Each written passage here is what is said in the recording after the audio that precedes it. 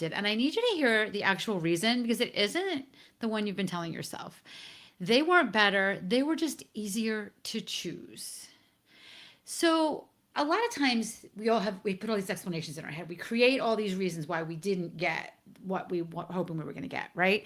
And usually it's one of these two things. Number one, imposter syndrome, right? I'm not good enough yet. I need to do this. I don't have the right certifications, blah, blah, blah, blah, blah. I didn't write a book yet, whatever. Or number two, they knew someone. The first one is just blatantly false. Like it's just absolutely not true. And the second one is only half true, right? But here's the thing, both of those reasons, if that's what's in your head, have you continue to work on the wrong thing? Right? So when you're working on the wrong thing, we're not getting the opportunities, and I want you to get the opportunities, right? So every decision maker is afraid of picking wrong. Everyone. Hiring you, having you, like I, as a podcast host, when I bring somebody on my show, there was one show that I recorded that I didn't air because I was like, was thankful it wasn't live because the guest was just so anti everything that I believe in, and I was like, I can't do this. I can't put this out there, right? So I'm not the only decision maker. Like I make decisions about who I get to interview on my show, right? Good Girls Get Rich. Every decision maker is afraid of picking the wrong person. And especially if they're putting you in front of a room full of people, right? At least a podcast, it was pre-recorded. I could make a decision afterwards. Hiring you is a risk that they have to defend to somebody. And whether it's their board or a business partner or just even their own judgment, right? For me, it's my own judgment. The person who wins is the one who makes that defense easy. So you've been optimizing your brand and your LinkedIn profile and all the work you're doing to become impressive, but really your job is to be decidable. Is that even a word? Decidable? So have you ever lost something to someone less qualified? Like if you're watching this live or you're watching this on the replay, type in yes or let me know a little bit about what that looks like. Because I certainly have, right? And I want to just see how many, I'd like to get a sense of like how many people are feeling this, because I know I have experienced it. Um, just a little reminder, this is the category of one. I am Karen Yankovich. I'm here live every day, 9 a.m. Eastern for 15. Every day we have a different theme. And yeah, I'm enjoying having an opportunity to talk with you, not just talking at you all the time. So let's look at this situation, right? Let's look at it as it's a speaking engagement, right? There's an opportunity. There's one slot, right? There may be millions of slots, but we're focusing on the slot you want, right? And maybe there's 4 names on that list, and everyone's qualified. That's how they're on the list, right? You wouldn't be on the list if you weren't qualified. Nobody at that point is rereading your credentials. Nobody at that point is looking to see how many social media followers you have. All of that's been established already, right? Which means all of that stuff that we think we have to focus on, and it's important. I'm not saying it's not important, but it's not what's making us decidable. It stops becoming a differentiator the minute you're in that room with like you're in that final 4. Those things stop becoming a differentiator. Somebody maybe says a sentence about each person, like something clear. Whatever that sentence is, that's who you are in that room. So whatever they think they know about you, whatever sentence they say about you, that's who you are in that room. And the person whose sentence is the clearest wins.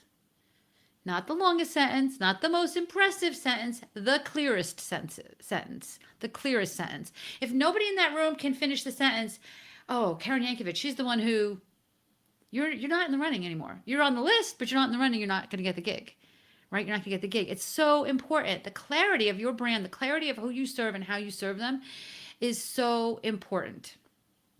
And this is where the trap is, right? This is the short list, and that's where the trap is. Making those short lists feels like progress, right? And it is progress, but it's actually the moment you become comparable. And yes, we want to become comparable. But once you're comparable, the tiebreaker is price or availability or somebody who they've already met, right? None of those reward experience. And when you are a category of one, there is no short list because there's no list to be on. being one of several qualified options is the most expensive place you can stand. You do the same work for less money, and then we call it competition, right? We call it competition. Clarity, legibility beats impressive every single solitary time. Where are we with our clock here? I'm always just checking to make sure that I'm on my account, on my schedule, right? Impressive is just a pile of accomplishments somebody has to sort through, right? And I know who you are. I've talked to so many women who are like, all right, I'm working on the certification, blah, blah, blah. And one of my clients referred to that as procrastinating, like getting another certification because I need to be impressive. Clarity or legible is one clear thing that you can repeat to somebody else when you're not in the room. Your credentials don't travel with you. Your brand, your that sentence I'm talking about travels with you, right? Your headline is where that sentence lives. So when on this past Monday, if you scroll back to the live video that I did Monday, we talked about your headline. It wasn't a formatting exercise. It wasn't like check the box that your headline's done. It was clarity. It was your sentence is what makes you a category of one. So I would love for you to do this little exercise for me. Text one client right now, someone who's worked with you, and ask them, how would you describe what I do to someone else? How would you describe what I do to someone else? Don't coach them, just ask, right? Whatever comes back is your actual positioning. And often it's not what's on your profile. Sometimes it's not even what you think it is, right? And when you get that answer today, I'd love for you to come back to this video and let me know what it is. Post it in the comments because I want to see the gap.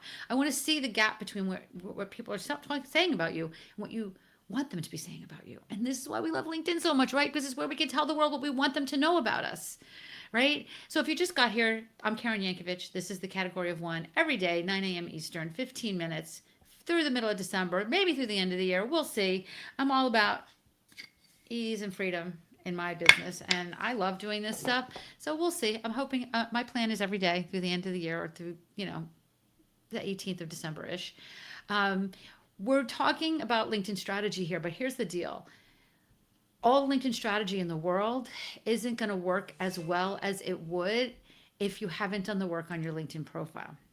So this September, I am doing a 3-day LinkedIn profile intensive, 3 days rebuilding the profile that makes you decidable, right? Comment category below and I'll make sure that you get on the list for that. It's completely free. We're just going to do a 3-day intensive on get your profile done. I want Q4 to be amazing for you. So in September, we're going to make sure that your profile positions you as that category of one. This is day 10. This is day 10. Monday's your headline. Tuesday's the stage, Wednesday's the message, Thursday's 15 minutes, and we talk about why this stuff matters. Tomorrow we're going to talk about how to prep for the week ahead. All right. Again, I will see you back here tomorrow, 9 a.m. Eastern. Have a good day.